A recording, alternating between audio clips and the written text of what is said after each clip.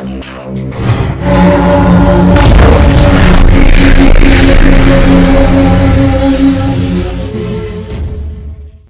सवाल का जवाब स्लाइड में मिलेगा। ये क्लियर हो गया सकता है आपको? ये पूरा जो 5% है हमारा इनिशियल में, ये तो कंसिडर हमारे जब डिग्रेडेशन करेंगे तो तभी तो आएगी। आएगी तो फिर हम इसको कंसिडर यहाँ पे हमने हम इसको फॉल्स डिग्रेडेशन में करेंगे या फिर?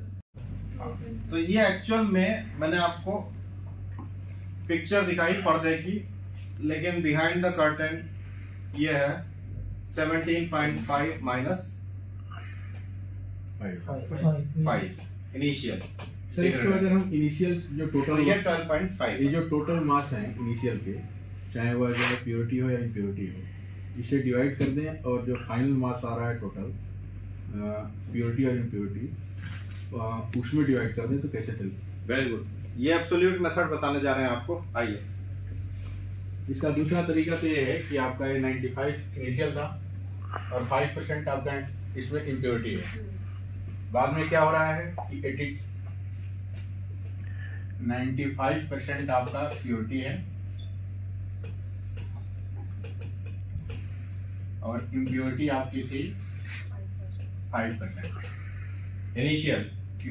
टोटल कितना हो गया?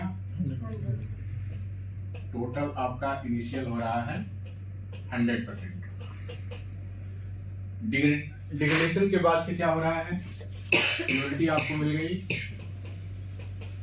82% और इम्प्योरिटी कितनी मिल गई?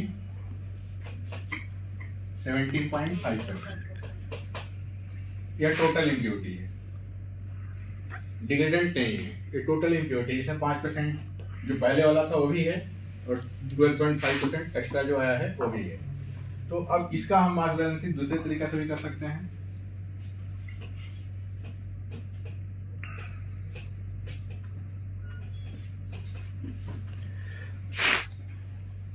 Final purity plus impurity divided initial purity 95 plus impurity और इसको हम 100 से मल्टीप्लाई कर देंगे तो एब्सोल्यूट मेथड के हिसाब से भी आपका मास बैलेंस निकल जाएगा। यहाँ पर क्या है कि इनिशियल हमारा ये था टोटल मास और फाइनल मास चेंज होता है, तो क्या डिफरेंसेज आ रहे हैं वो डिफरेंसेज आपको निकालना है कि कितना बैलेंसिंग हम कर पा रहे हैं। क्लियर है? ये इनका एब्सोल्यूट मेथड है जो मैंने बताया आपको, रिलेशन में बताया कि किसके रिलेशन में कितना मिला। यहाँ पे फिर से मैं वही एग्जांपल दिखाता हूँ आपको। एप्पल का 5% ये रहा, 3% ये रहा, 10% ये रहा। ठीक है, हमें मिला कितना? ये हमें मिल गया ये और ये 12.5% और ये 5%। ये कितना है? यहां से लेके यहां तक ये है 95%। बाद में जो बचा ये कितना है?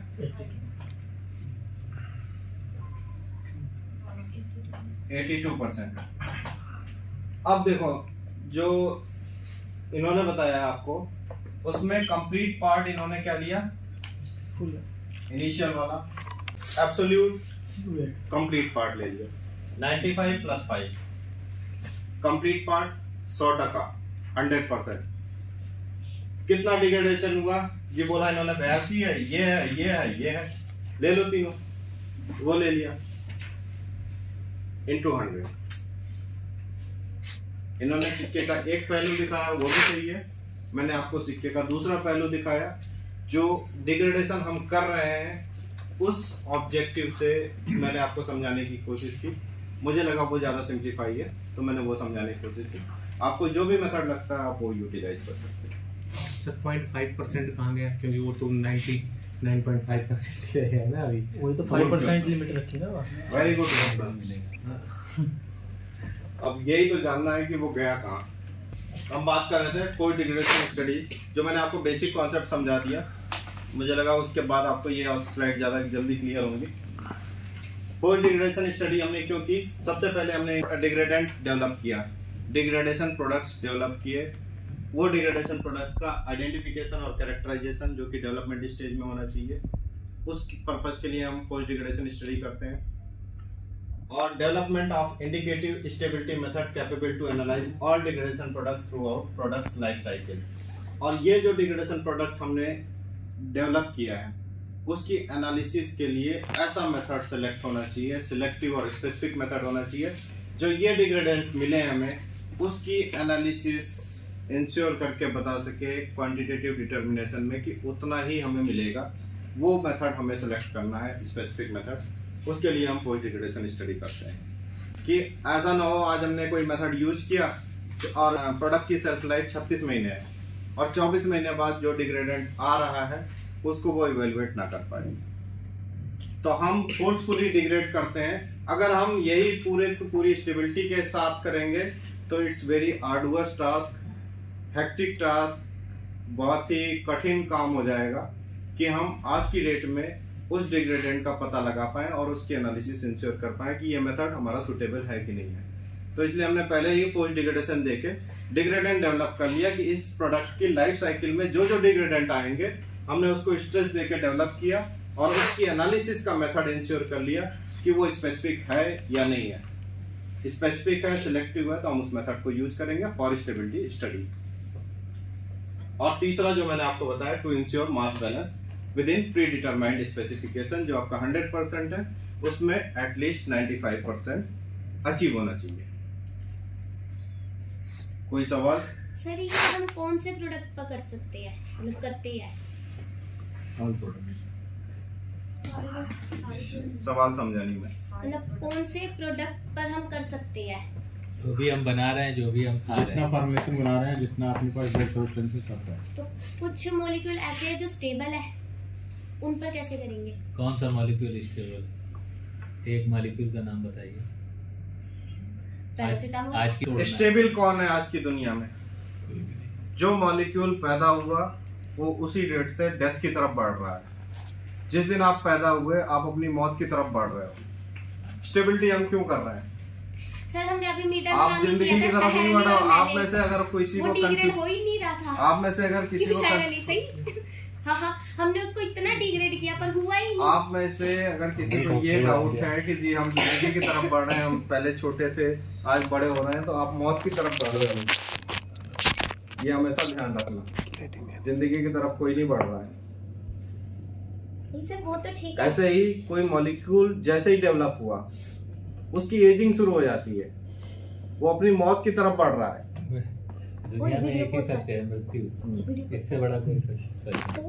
अब आप जो कह रहे हो, पॉज नहीं करना है कोई भी चीज। मटेरियल का एक्सपायरी क्यों रहती है और प्रोडक्ट नहीं, अभी इसका सवाल है कि इसने एक एनालिसिस की जिसमें स्टेबल था, वो फैक्टर डालने पे स्टेबल था।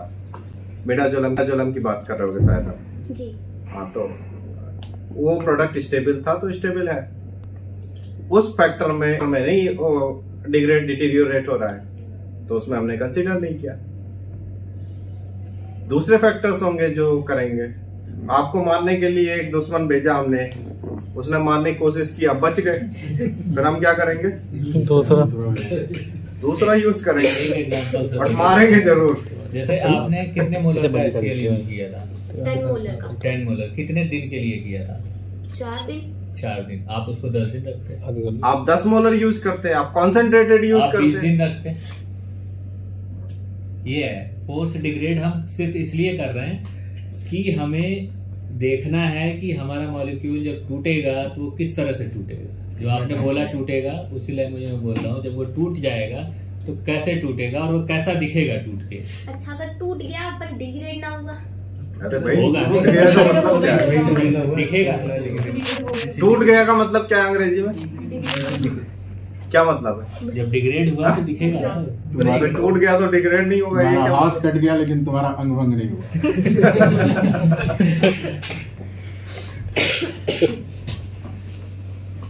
ये क्लियर है सबको? हम पोस्ट डिग्रेडेशन स्टडी क्यों करते हैं? तो पहले हमने डिग्रेडेंट्स डेवलप किए, उन डिग्रेडेंट्स का आइडेंटिफिकेशन किया, कैरेक्टराइजेशन किया, हमें पता लग गया कौन कौन सा डिग्रेडेंट है, और उसके बाद उन डिग्रेडेंट्स की एनालिसिस इंश्योर की, मेथड इंश्योर किया कि ये मेथड कैपेबल है कि जितने डिग्रेडेंट्स इसमें डेवलप हुए इसकी लाइफ साइकिल में वो सारे मिलेंगे हमें इस मेथड से अगर हम एनालिसिस करेंगे। और तीसरा है जो भी हमने किया वो मास बैलेंस, जो भी डिग्रेडेशन हमने किया उसकी मास बैलेंसिंग भी हमें मिलेगी। Clear? What are the exposure factor, जो मैंने आपको पहले ही बता दिया। मैंने आप सॉरी वहां पे 0.1 बोला था, एक्चुअल में वो 0.01 n है। आयुषी सही बोल रही थी, वो 0.01 n है से 1 n तक ले जाते हैं हम। Strength acid hydrolysis. अच्छा, हाइड्रोलिसिस का क्या मतलब है? बड़ा कठिन टर्म आ गया हाइड्रोलिसिस। वाटर वाटर का रिएक्शन, वाटर का हाइड्रोजन आयन हाइड्रोक्सिल आयन में परिवर्तन होना। हाँ वेरी गुड। हाइड्रोजन आयन और हाइड्रोक्सिल आयन में कन्वर्ट होना हाइड्रोलिसिस है। अब एसिड हाइड्रोलिसिस हम कर रहे हैं, पर इस स्ट्रेंथ में हमने दिया तो हम जो ओरिजिनल सैंपल होता है उस पे हम एसिड की ट्रीटमेंट देते हैं। स्ट्रेंथ हमारी इनमें से कुछ भी हो सकती है, इस रेंज के अंदर हो सकती है, इस रेंज से बाहर भी हम ले सकते हैं। जनरली ये डिस्क्राइब है कि हम जनरली इसी रेंज में यूज करते हैं, इससे ऊपर भी यूज कर सकते हैं। तो इस रेंज में अगर हमने ओरिजिनल सैंपल को एसिड ट्रीटमेंट दे दिया तो डिग्रेडेंट डेवलप होने के चांस हैं। डिग्रेडेंट डेवलप हुआ, उसको एक टाइम ड्यूरेशन तक हमने एक्सपोज किया, उसके बाद अगर हम उसी की एनालिसिस कर देंगे तो चलेगा।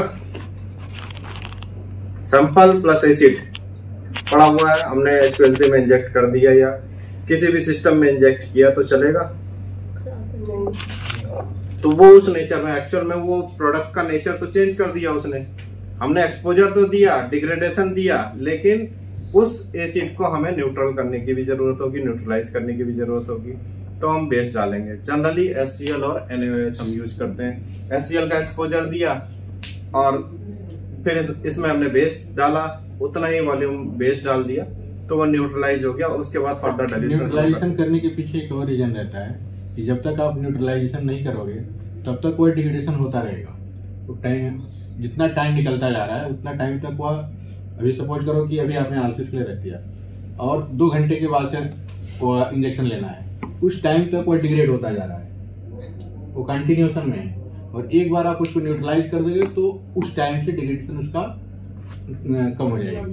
बिल्कुल वैसे ही जैसे आपकी स्टेबिलिटी होती है 3 महीने की, अगर मान लीजिए 3 महीने पे आपने विड्रॉल किया तो एक्सपोजर आपने 3 महीने का दे दिया, लेकिन आपने अपनी SOP में लिखा है जी हम 14 दिन तक, 1 हफ्ते, 15 दिन, जो भी लिखा हुआ है अपने SOP में, उतनी देर हम उसकी प्रोडक्ट की स्पेसिफाइड स्टोरेज कंडीशन पे रखेंगे और उस बीच में हम एनालिसिस कभी भी करेंगे तो हमारा कोई डिविएशन नहीं है। तो एक्सपोजर तो आपने उतने ही टाइम का दिया जितना लिखा है, उसके बाद आपने विड्रॉ कर लिया। विड्रॉ करने के बाद जरूरी नहीं कि फिजिबिलिटी हो, हम उसी दिन एनालिसिस करने, हो सकता है अगले दिन एनालिसिस करें। तो जब एनालिसिस करेंगे तो ऑडिटर सवाल भी पूछते हैं, स्पेसिफाइड स्टोरेज कंडीशन पे आपने रखा था क्या, उसके बाद कहाँ पे रखते हो आप ये, तो वो उसकी स्पेसिफाइड स्टोरेज कंडीशन पे ही निकाल के रखना है आपको। सेम चीज इन्होंने बताया, जैसे एसिड ट्रीटमेंट हमने दे दिया, मान लीजिए हमने 24 घंटे का लिखा है तो 24 घंटे बाद हम उसको न्यूट्रलाइज कर लेंगे, एसिड का असर खत्म। अब हमारे पास ओरिजिनल सैंपल का नेचर बचा हुआ है, उसकी एनालिसिस हम 2 घंटे या 3 घंटे बाद भी करते हैं तो हमें रिजल्ट 24 घंटे वाला ही मिलेगा। क्लियर है? कोई doubt? Sir very good, doubt रहने चाहिए। सर एसिड में हमने 24 घंटे के लिए रख लिया, हाँ जी, अब हमने 0.01 का ही लिया है, अब हम उसको न्यूट्रलाइज नहीं कर रहे हैं और उसको इंजेक्ट कर रहे हैं। अब अगर हम उसको एक ऐसे इंजेक्ट कर सकते हैं, अब एक को हमने न्यूट्रलाइज कर दिया तो जो न्यूट्रलाइज करेगा वो तो इम्प्योरिटी जनरेट करेगा ही करेगा। न्यूट्रलाइजेशन में नहीं के बाद नहीं होगा, उसके बाद से रेट ऑफ रिएक्शन आपका कम हो जाएगी। जब एसिड के साथ आप जब इंजेक्ट कर रहे हो, पहला सवाल तो आपका ये कि आप डायरेक्ट इंजेक्ट कर सकते हो, आपने बोला डायरेक्ट इंजेक्ट करोगे तो वो कॉलम को भी एक तो डिटेरियोरेट करेगा, दूसरा सैंपल के साथ वो ट्रीटमेंट उस टाइम भी बना हुआ है तो आपको एक्चुअल कंडीशन नहीं पता लगेगी कि 24 घंटे बाद ही हमें मिला है या नहीं मिला है। दूसरा आप बिजनेस लॉस भी करोगे इसमें, कॉलम का और सिस्टम का आपका क्या होगा, क्या होगा, कोरोजन होगा। जो ट्यूबिंग्स है उसमें भी कोरोजन होगा, आपने उस पीएच पे आप डायरेक्ट उसमें एसिड डाल रहे हो तो उस पीएच पे कोरोजन हो सकता है, उस बेस पे कोरोजन हो सकता है। जो ट्यूबिंग कोरोजन समझते हो, जंग लगना, गलत जवाब। दिखता नहीं। हाँ, थोड़ा थोड़ा सही है। कोरोजन, क्षरण, ठीक है, डिकम्पोजिशन। तुम्हारा सवाल तुम्हें जवाब क्लियर हुआ नहीं हुआ? सर, हम जितने भी हम करते हैं ना प्रोडक्ट में इम्प्योरिटी जनरेट करवाने के लिए, उसमें जब हम एसिड डालते हैं तो पीक नहीं आई, पर जब हम सोडियम हाइड्रो उसको न्यूट्रलाइज कर देते हैं या उसमें बेस कर देते हैं या कुछ पीएच सेट कर देते हैं, उसके बाद पीक आ जाती है, इम्प्योरिटी जनरेट हो जाती है। That is what I am saying, that कि आपने एसिड डाला कॉलम पे तो कॉलम का ही नेचर चेंज कर दिया। कॉलम की स्पेसिफिक पैकिंग है, कॉलम को हमने उस प्रोडक्ट के लिए बनाया है, आपने उसमें एसिड डाला और कॉलम की पैकिंग जो है डिस्टर्ब हो गई, तो पीक कहां से आएगी? आ भी सकती है, नहीं भी आ सकती, दोनों ही केस हैं। बट अगर आप बोल रहे हो कि पीक नहीं आई तो रीजन यही है कि उसको एसिड के साथ अगर ट्रीटमेंट दिया आपने तो कॉलम की पैकिंग डिस्टर्ब हो गई, उसका रिटेंशन डिस्टर्ब, उस मॉलिक्यूल का रिटेंशन उस कॉलम पे, उस कॉलम की एक्टिव साइट्स पे डिस्टर्ब हो गया, क्यों इसलिए पीक नहीं है। क्यों डिस्टर्ब हो गया कि जब आप मेथड बनाते हो तो आप डाइल्यूएंट का कुछ पीएच होता है, डाइल्यूएंट का कुछ पीएच होता है, आपने सैंपल की पीएच ही बदल दी, आपने सैंपल की पीएच बदल दी तो पीक हो सकता है टूट जाए, पीक हो सकता है ज्यादा ब्रॉड हो जाए, पीक हो सकता है आए ही ना, सैंपल की पीएच चेंज होने के कारण। अब नेक्स्ट क्योंकि क्वेश्चन आपने पीएच ही चेंज कर दी, नेक्स्ट क्वेश्चन अगर आप उसे न्यूट्रलाइज नहीं करेंगे। न्यूट्रलाइज हम करते हैं तो कितना करेंगे? 7 करेंगे, ये करेंगे 7 मतलब 7 हाँ, ओके। अगर हमारा सैंपल हम जो इंजेक्ट करने जाते हैं इनिशियल सैंपल विदाउट कोई ट्रीटमेंट वगैरह, तो उसका पीएच अगर 4 है या 5 है तो उस कंडीशन में भी हम 7 ही न्यूट्रलाइज करेंगे? हम न्यूट्रलाइज 7 नहीं करते हैं, हम न्यूट्रलाइज वो करते हैं अगर हमने हमारे डायमंड की पीएच हम 0.1 NaCl अगर हम 5 ml डाल रहे हैं तो 5 ml ही हम 0.n का NaOH डालेंगे, जो कि बेसिक और एसिड इनकी स्ट्रेंथ बराबर मानी जाती है। ये हाईली बेसिक है, ये हाईली मतलब कि बराबर क्वांटिटी में एसिड बराबर डाल देते हैं। हम pH 7 तक नहीं लेके जाते हैं। क्लियर हो गया? pH 7 क्यों नहीं ले जाते, वो भी रीजन है उसका। मान लीजिए आपका यूजुअल 3 pH था और बाद में आपने एसिडिक कर दिया, फिर आपने बेस डाला, एसिडिक और बेस वाला तो अपना अलग काम करेगा और जो मॉलिक्यूल का pH है या मॉलिक्यूल का नेचर है वो अपना अलग रहेगा। फिर उस टाइम तक जब हमने एक्सीलरेटेड कंडीशन दे दी उसको कि भाई अब डिग्रेड हो, एसिड डाल दिया डिग्रेड हो, अब बेस डाल दिया रुक जा डिग्रेडेशन, जितना हो गया आपने मेजर करना है तुमको, तो अब मॉलिक्यूल उसी नेचर पे आ गया। जब उसका न्यूट्रलाइजेशन खत्म हो गया तो एसिड का एसिडिक इन्वायरमेंट खत्म हो गया उसका, वो अपनी ओरिजिनल न्यूट्रल कंडीशन में आ गया, वो देखा हमने।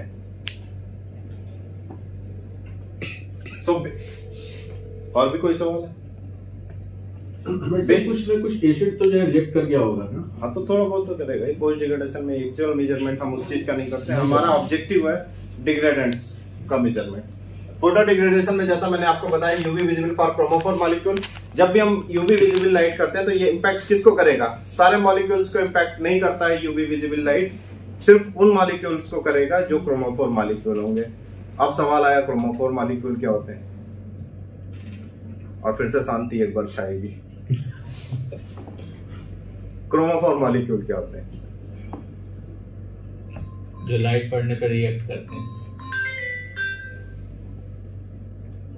क्रोमोफोर मॉलिक्यूल वो मॉलिक्यूल है जो कि यूवी या विजिबल लाइट में अपनी प्रॉपर्टी को चेंज करने का नेचर रखते हैं और एब्जॉर्बेंस देते हैं अगर हम उसका कहीं मेजरमेंट करें तो।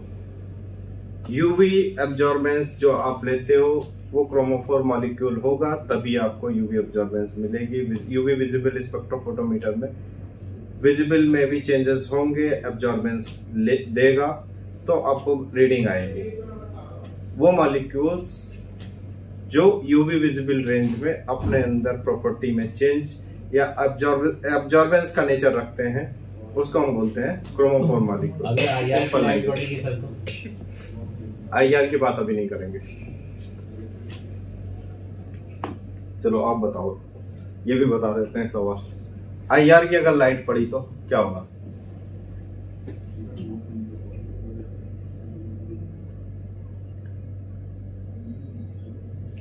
आईआर तो सिर्फ फंक्शनल ग्रुप ही बताता है ना। Very good. तो आईआर की जो एनर्जी होती है वो किस लेवल की होती है? यूवी लेवल से हाई रेंज में होती है। Very good. किस रेंज में होती है?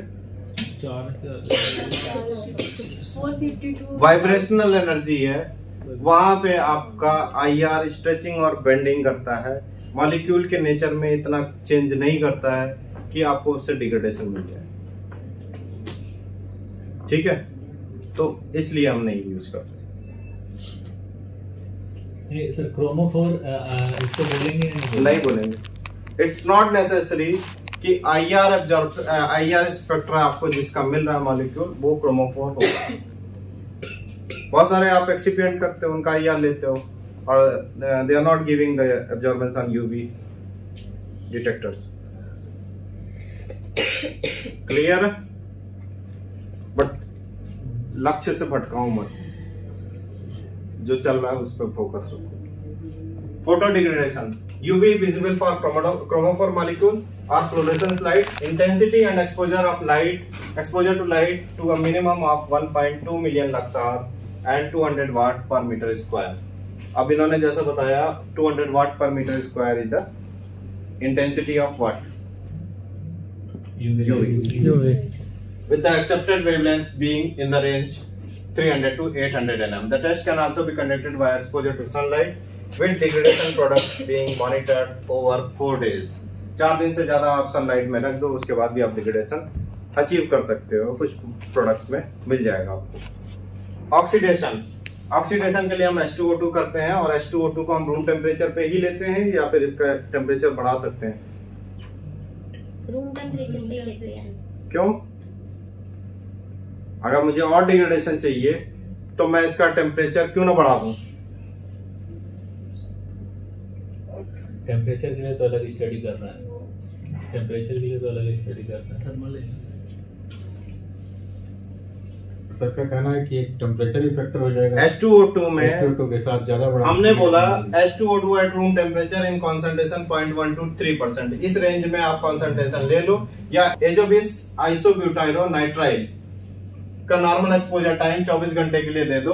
कुछ लोग 3 घंटे भी देते हैं, मैक्सिमम 24 घंटे तक देखे आप देख सकते हैं कि ये पेरोक्साइड यानी ऑक्सीडेशन हो रहा है कि नहीं हो रहा है इसका पेरोक्साइड का ट्रीटमेंट। अब तो उसमें पता नहीं चलेगा कि वो टेम्परेचर की वजह से डिग्रेड हुआ या ऑक्सीडेशन की वजह से डिग्रेड हुआ। हाँ सुरेश जी,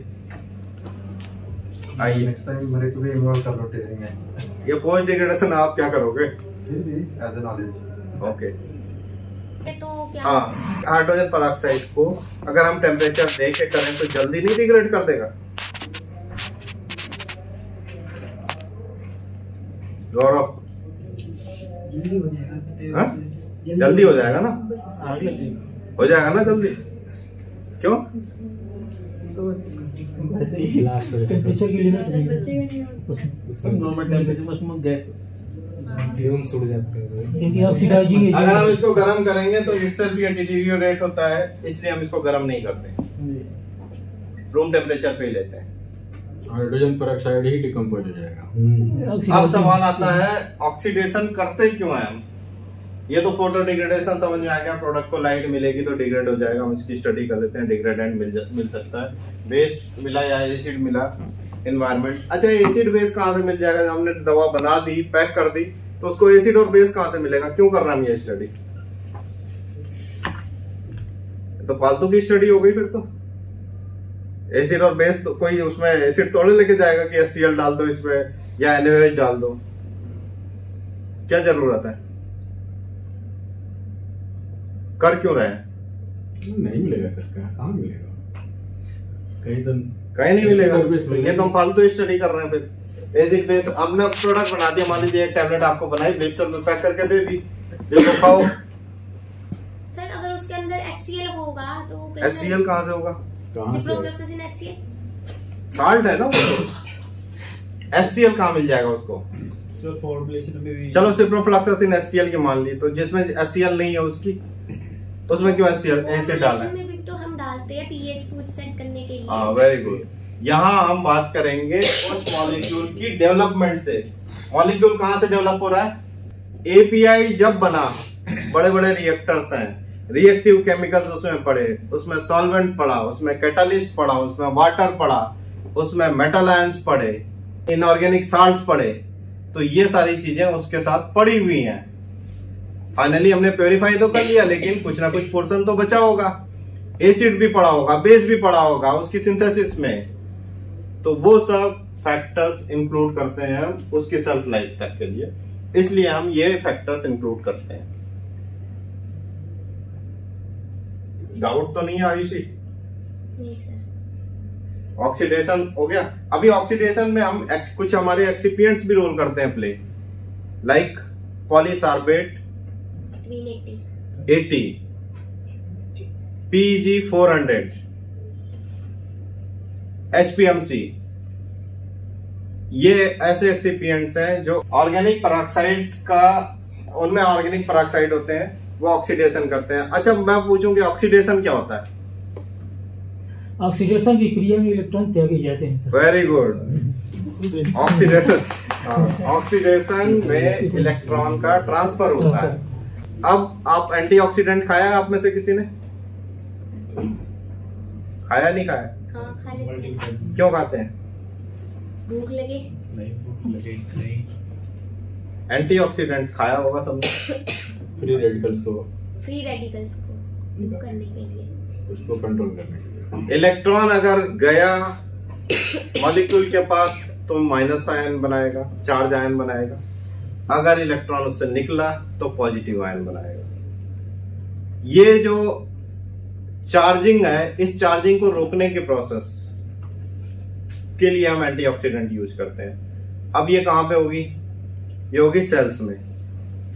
एजिंग जिसको बोलते हैं, आप पैदा हुए, बचपन आया आपका, जवानी आई और बुढ़ापा आया। तो जवानी से बुढ़ापा या बचपन से बुढ़ापा आने में आपकी सेल्स का क्या वो है, मतलब कौन सी प्रोसेस के थ्रू गुजर रही है कि ये जवानी से बुढ़ापा है, जवानी में स्किन टोन्ड है, बुढ़ापे में स्किन लटक गई। क्या रीजन है? ऑक्सीडेशन ही है। Very good. एंटीऑक्सीडेंट यूज करते हैं। हाँ, तभी एंटीऑक्सीडेंट खा रही हो। हाँ, तो ऑक्सीडेशन के प्रोसेस को कम करने के लिए हम एंटीऑक्सीडेंट लेते हैं, मतलब एजिंग रोकने के लिए। और ये किसके इन्फ्लुएंस में होता है? किसके इन्फ्लुएंस में होता है?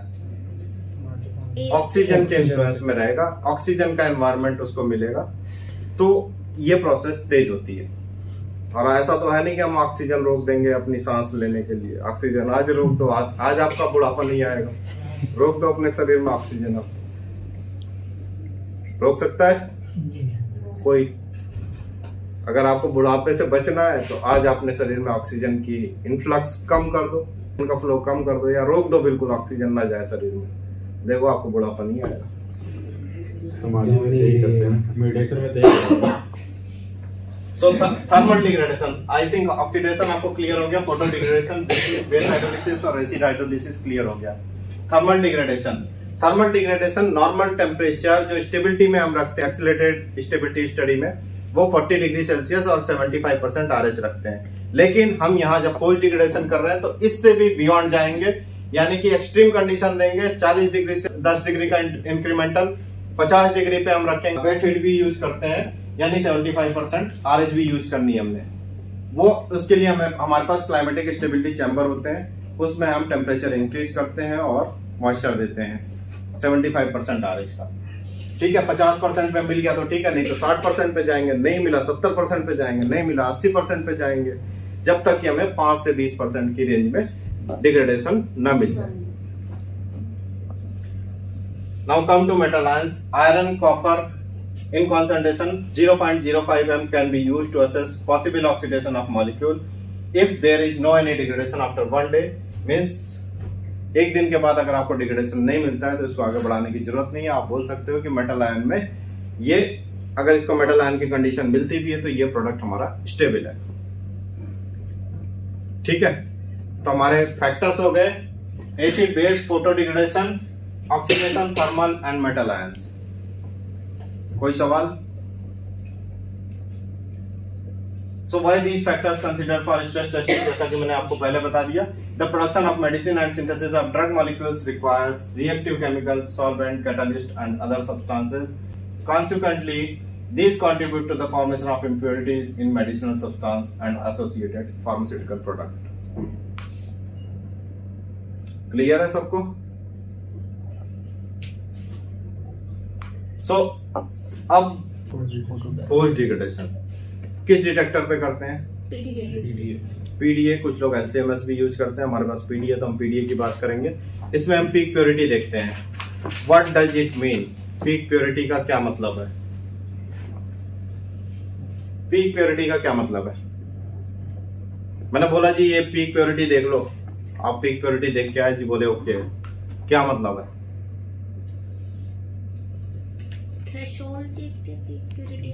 पीक प्योरिटी का मतलब क्या है और हम क्यों देखते हैं? सवाल सारे क्यों पे आकर अटक जाते हैं। पीक प्योरिटी हम क्यों देखते हैं? तो मिलते हैं अपनी अगली वीडियो में। Till then good bye, thank you very much, जय हिंद।